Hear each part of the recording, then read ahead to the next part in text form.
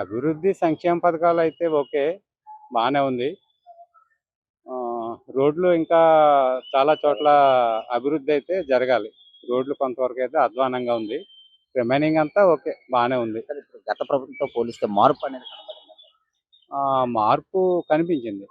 మార్పయితే కనిపించింది. సార్ ఇప్పుడు అమరావతి కూటమి ప్రభుత్వం వచ్చిన తర్వాత అమరావతి రాజధానిగా ఆమోదించారు. కానీ జగన్మోహన్ రెడ్డి ఏమొచ్చి గతంలో అమరావతి అన్నాడు. అధికారంలోకి వచ్చిన తర్వాత 3 రాజధానులు అన్నాడు. విశాఖపట్నం కూడా రాజధాని చేస్తానన్నాడు.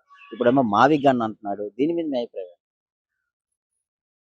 అంటే వన్స్ స్టేట్ గవర్నమెంట్ డెసిషన్ తీసుకొని దానికి సెంట్రల్ యొక్క ఆమోదం కూడా పొందింది కాబట్టి, మరలా ఇంకొక దాని వైపు వెళ్ళడం అనేది కరెక్ట్ కాదనేసి అభిప్రాయం. సార్ అసలు ఎందుకు ఈ జగన్మోహన్ రెడ్డి ప్రెస్ మీట్ పెట్టి ఈ మావిగన్ అయితే నాకు ఓటేయండి. అమరావతి అయితే చంద్రబాబుకి ఓటేయండి. ఒక ఎక్స్ సీఎంగా పనిచేసిన వ్యక్తి ఇలాంటి మాటలు ప్రజలు ఏ విధంగా ప్రజలు ఏ విధంగా తీసుకుంటారంటే, అంటే ఒక నిలకడలేని తనం అనేది కనిపిస్తుంది అనేసి స్పష్టంగా అర్థమవుతుంది. ఆహ్, అమరావతి అనేది మరి ఇంకా వన్స్ స్టాండర్డ్ అయిపోయిన తర్వాత మరి ఇంకా దాని గురించి వెనక్కి ఆలోచించడం ఇంకా అనవసరం. దాన్ని బేస్ చేసుకొని వీళ్ళు ముందుకు వెళ్ళిపోతే ఫర్దర్ బావుంటది తప్పిస్తే మరలా అదని ఇప్పుడు దీన్ని బేస్ చేసుకొని ఏమవుతదంటే నెక్స్ట్ ఎలక్షన్‌కొచ్చినప్పుడు కూడా మరలా జగన్మోహన్ రెడ్డి వస్తాడు. మరలా ఈ అమరావతిని తీసేసి మావిగాని చేస్తాడేమో అని జనాలు ఎలాంటి మీమాంసమైన ఆలోచనలో పడి అప్పుడు జగన్మోహన్ రెడ్డి గారికి అది మైనస్ కూడా జరగచ్చు. ఇప్పుడు వీళ్ళ అభిప్రాయానికి అనుగుణంగా ఆయన వెళ్ళిపోతూ దీన్ని ఆమోదిస్తూ ఆయన ముందుకెళ్తే ఆయనకి బెనిఫిట్‌గా ఉండొచ్చు. సార్ అసలు ఈ మావిగన్ అనేది పేరనేది జనాల్లోకి ఎలా ఎళ్తుంది సార్ అసల? ఒక రాజధానిగా ఈ మావిగన్ పేరనేది నిలకడగా ఉంటుందంటారా? మావిగన్ అనేది ఎంత మాత్రం అది సూటబుల్‌గా అనిపించట్లేదు. హ్మ్. టోటల్‌గా అయితే కూటమి ప్రభుత్వం మీద ఒక నమ్మకం అయితే ఏర్పడిందండి ఏపీ ప్రజలకు. నమ్మకమైతే ఏర్పడిందండి. నమ్మకమైతే ఏర్పడింది. చిన్న చిన్న లోపాలు ఉన్నాయి గానీ అవి సరిచేసుకుంటే అంతా ఓకే. అన్నా ఇప్పుడు కూటమి ప్రభుత్వం వచ్చిన తర్వాత ముఖ్యంగా చూసినట్లయితే అమరావతి రాజధానిగా ఆమోదించారు. దాన్ని ప్రజలందరూ కూడా స్వీకరించారు. కానీ జగన్మోహన్ రెడ్డి గతంలోనే అమరావతి అన్నాడు. అధికారంలోకి వచ్చిన తర్వాత 3 రాజధానులు అన్నాడు. విశాఖపట్నం కూడా రాజధాని చేశానన్నారు. ఇప్పుడేమొచ్చి మావిగన్ అంటున్నాడు. దీని మీద మీ అభిప్రాయం?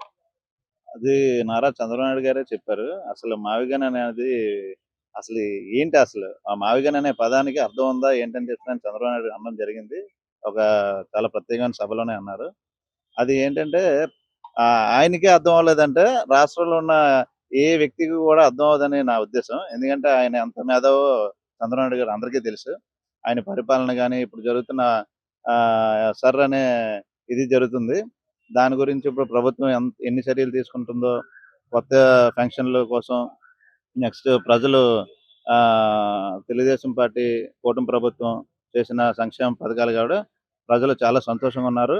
జనాల్ని తప్పుదారిలో నడిపించడం కోసమే జగన్మోహన్ రెడ్డి ఇలాంటివన్నీ దుశ్చర్యలన్నీ చేస్తున్నాడని మా అభిప్రాయం. అంటే ఒక రాజధానిగా ఈ మావిగన్ అనే పేరు జనంలోకి ఎట్లా వెళ్తుందంటారు?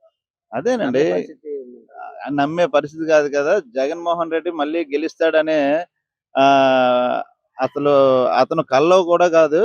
ఎప్పటికి కూడా జరగని పని అది. ఎందుకంటే అది జరగని పని. ఏదైనా సరే ఇంకా జగన్మోహన్ రెడ్డి అనేవాడు రాజకీయ నాయకుడిగా తప్పుకొని అతను సన్యాసం తీసుకుంటే చాలా సంతోషం అని చెప్పి రాష్ట్ర ప్రజలందరూ కలాగండిగా నిర్ణయం తీసుకున్నారు. టోటల్‌గా అయితే 2029లో మళ్ళీ కూటమి ప్రభుత్వం వచ్చే అవకాశం 100కి 100% అండి. అప్పుడు వై నాట్ 175 అని జగన్మోహన్ రెడ్డి ఎలా అన్నాడో మేము చెప్పకుండా రాష్ట్ర ప్రజలందరూ దాన్ని చేసి చూపిస్తారండి. ఈసారి మొన్న 11కి పరిమితం చేశారు. ఈసారి 2029లో దాన్ని కనీసం ఒకటైనా వస్తే చాలా గొప్ప అనే పరిస్థితికి జగన్మోహన్ రెడ్డి వచ్చేస్తాడేమో అని చెప్పి అందరి అభిప్రాయం అండి. సార్ ఇప్పుడు కూటమి ప్రభుత్వం వచ్చిన తర్వాత అమరావతి రాజధానిగా ఆమోదించారు. ప్రజలందరూ కూడా దాన్ని స్వీకరించారు. కానీ జగన్మోహన్ రెడ్డి గతంలో అమరావతి అన్నాడు. అధికారంలోకి వచ్చిన తర్వాత 3 రాజధానులు అన్నాడు. ఇప్పుడేమో మావిగన్ అంటున్నాడు. దీని మీద మీ అభిప్రాయం ఏంటి? Amaravati capital is very, very good. And he is a prospective and active politician, Babu. I definitely agree. I propose it also. There is a bright future for Andhra Pradesh. Sir అసలు మావిగన్ అంటే ఏంటి sir? అసలు ఈ పేరు అనేది Machilipatnam, Vijayawada, Guntur or something. అంటే ఈ అమరావతి పేరు ఇలాంటి పెట్టొచ్చు అంటారా capital? Amaravati is more ideal.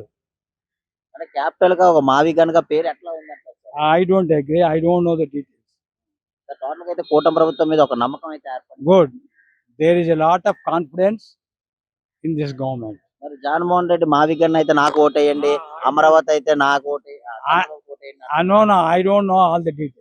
Sir ఇప్పుడు ఈ కృష్ణారావు అనే వ్యక్తిని గవర్నమెంట్ అనేది అరెస్ట్ చేసి మన హిందూ మనోభావాలను దెబ్బతీసినట్టుగా కించపరిచినట్టుగా మాట్లాడి భగవద్గీతని రామాయణాన్ని మాట్లాడిన వ్యక్తిని అరెస్ట్ చేయడం కరెక్టే చెప్తున్నాం కదా సార్, ఇలాంటి వాళ్ళని ఏ విధంగా శిక్షించాలంటారు? మనం చెప్తాం గవర్నమెంట్ చూసుకుంటుంది కదా, చట్టం ఉంది, చట్టం మన చట్టం చేసుకొని పోతుంది కదా. సార్, ఇలాంటి వాళ్ళు కూడా ఈ వైసీపీ నాయకులు సపోర్ట్ చేస్తున్నారు. నాయకులు దానికి ఎందుకు వాడు మాట్లాడతారు మాట్లాడే అది వైసీపీ నాయకులు ఏం చేస్తారు చెప్పు. ఇప్పుడు ప్రభుత్వానికి అది కాదు, ఇప్పుడు ప్రభుత్వానికి ఏం చేయాలో ఎవరు ఇది వ్యతిరేకంగా మాట్లాడితే వాళ్ళకి సపోర్ట్ చేయాలో వాళ్ళ డ్యూటీ. దానికి అందుకని వాళ్ళు ఏం హిందూ చేస్తారు, మనోభావాల్ని మన అక్కడ హిందూ లేడు అసలు. వైసీపీ పార్టీ ఎవరిది చెప్పి, ఎవరిది? వైసీపీ క్రిస్టియన్స్ వాళ్ళది. మాట హిందూ మాధవుడికి ఏం చేస్తాడు? ఇప్పుడు ఒక తడవ అంటే వాళ్ళకి ఒళ్ళు కొవ్వెక్కిపోయి అప్పుడు ఏం చేస్తాడు చంద్రబాబు నాయుడు ఈడు ముస్లింలో కూడా ఏం చేస్తున్నాడు, ఈడు ఉంటే ఎంతో చేస్తాడో అని ఓటేశారు. చేసిన తర్వాత ఏమైందో తెలిసి నేను చెప్పక్కర్లేదు. మరి తప్పదు, మరి వాడు అది ఆ పార్టీ మరి వాడు ఏ పార్టీ దేనికి సపోర్ట్ చేస్తారు ఇవ్వండి. వాళ్ళని శిక్షించడం correct. కరెక్ట్ అని చెప్తాం కదా, అందుకని ఏముంది. దేశద్రోహం కేసు కింద పెట్టాలి. 100% కరెక్ట్ కాదండి చేసింది. సార్, మన ఏ మతాన్ని కించపరచకూడదు కదా.